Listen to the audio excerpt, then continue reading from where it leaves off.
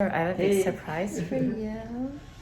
Do you How you guys doing, guys? recognize him? He drove all the way down here, hours, just for us to take care of something. So it's like a full circle thing, I feel like, or like a popception, because you pop off things. Shrimp. And then we're going to take care of this little bump right here. You see it? Right there. I think, how long have you had that? For a few months. Okay. You know, well, really, just a few months. Yeah, just for a few months. So we look for like a little opening, like a little punctum. Like I think I could see a little evidence of it. It is beneficial in these instances because then you can't see it as from laughing. No way. Even an earthquake together. Okay, you shouldn't feel anything other than us touching you. We have a famous YouTuber, social media star, TikTok star. Would you? Yes. How long have you been doing it for? About 2 years. Yeah, 2 years. No, only 2 years. Look at me. I have to work hard for that. So you shouldn't feel anything other than us touching you. Okay? He has a cyst here that has only been there for 5 months or so. He says, but it's under there. I see it. So I'm gonna try to get that out of there. And you do, like, tell me what first started it. Like, what happened? You just uploaded a video and you noticed that people were interested in it? Well, actually, the first videos that people started to notice were jellyfish videos. So, touching jellyfish to show the consistency of what a jellyfish is like. So, What, they were in the water because you're not diving with them. Do you snorkel or did they come on shore or something? Yeah, in Oregon it's common because of the wind and the rough waters. Jellyfish rely on the wind and the currents to travel, so they get beached a lot in Oregon. I see. So they're pretty big when they wash up. Some of them are over a foot across, so they're big jellyfish. So it's very interesting when you see them. You can touch them. Well, I wouldn't recommend doing it. You never know which ones are the. If you don't study jellyfish, then it's hard to determine which ones will sting you or not. Okay, so how do you study them? Why did you study them? Well, I just studied them because I wanted to see why they were washing up in the first place. You know, I wanted to learn more about what. And this was just on your own, not because you are doing the studies, or is that part of your this is all on my own. Now, I'm not hurting you, right? No, if I'm ever hurting you, tell me, okay? I will tell you.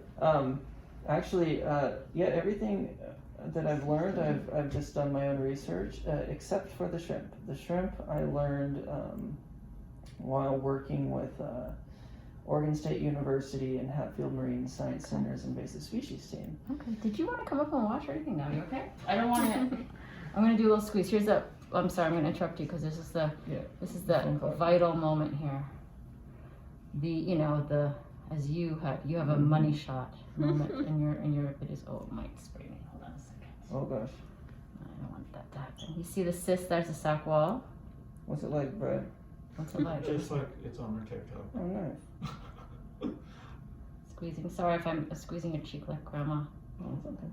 But I'm not grandma. We have a friend here. Is it working? Is it just like in the videos? Pretty much. So that is all just keratin. As you can see, there's no like odor or anything, you know, it's just clean skin under there. Of course, if he's a real sweaty guy or something. I don't sweat. I'm doing hard work.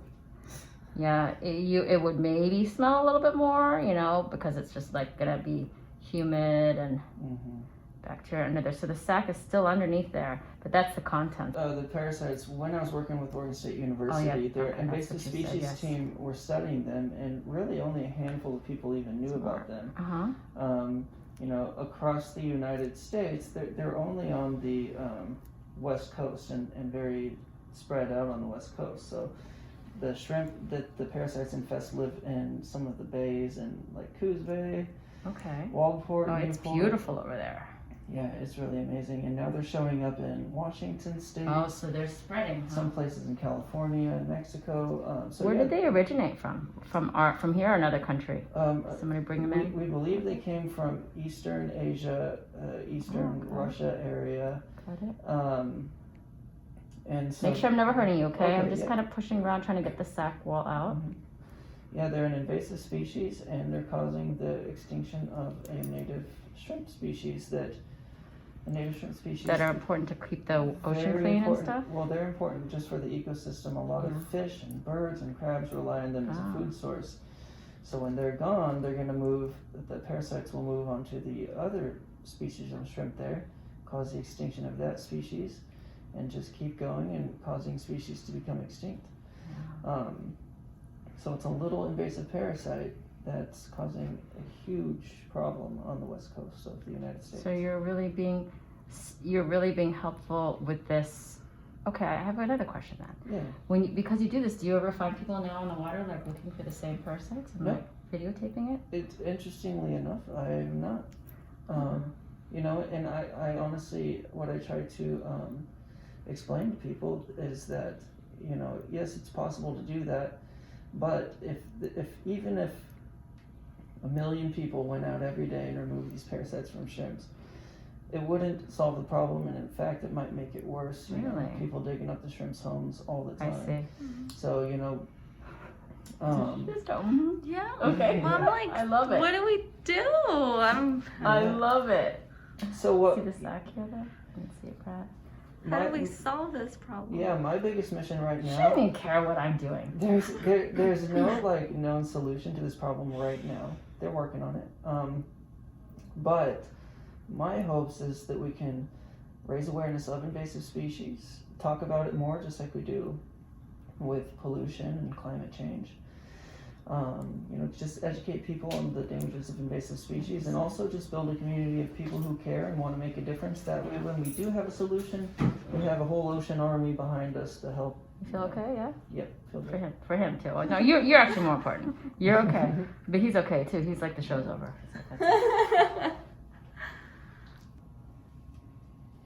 So is this what you wanted to do your whole life? This was not in the plans. No.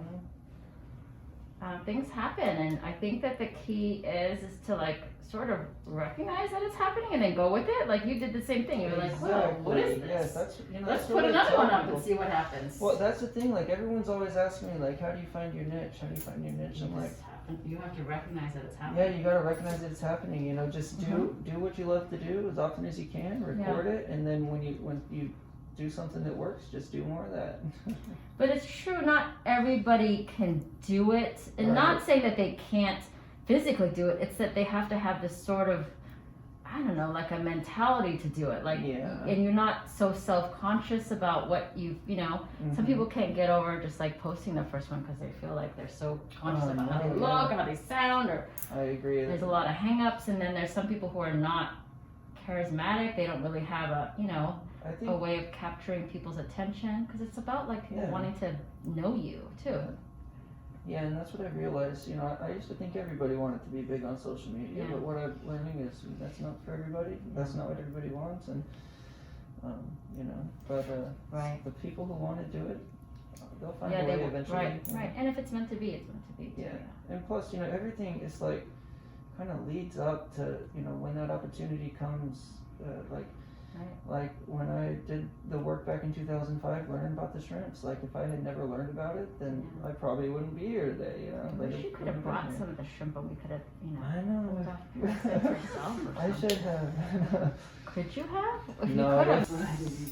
Can you feed the parasites this?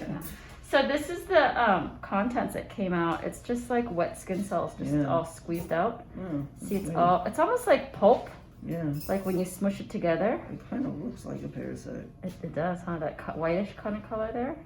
And then here's the sac. I actually kind of pulled it inside out when I was pulling it out, but it was tucked in like this. That's inside. Yeah, no, of course. And I told you I can give you the video too. She's gonna play we won't put this on it yet, but a parasite might actually come out of his face. Oh gosh. edit the stuff. Yeah. So a parasite might actually come out of her face. Actually, Chrissy, we should just have you open your mouth right now and he'll edit a parasite. Yeah. So here's the sac wall. You can see it's really kind of like almost like I would think like a bladder consistency. Like yeah. No, now it's right side in. Oh, okay. This is the opening. Oh, I see. Inside there. Wow. And this is the outside of it that we teased it out. So we teased it out from underneath the skin, but it was filled up with more stuff. What does it connect to? It was the surface of the skin. Okay. So it was up here to the surface, and invaginating. So, Yeah, you know, like tucked in underneath there. So there you go. Yeah. Yeah, see? It's like a little swim cap. Yeah. There you go. There it is.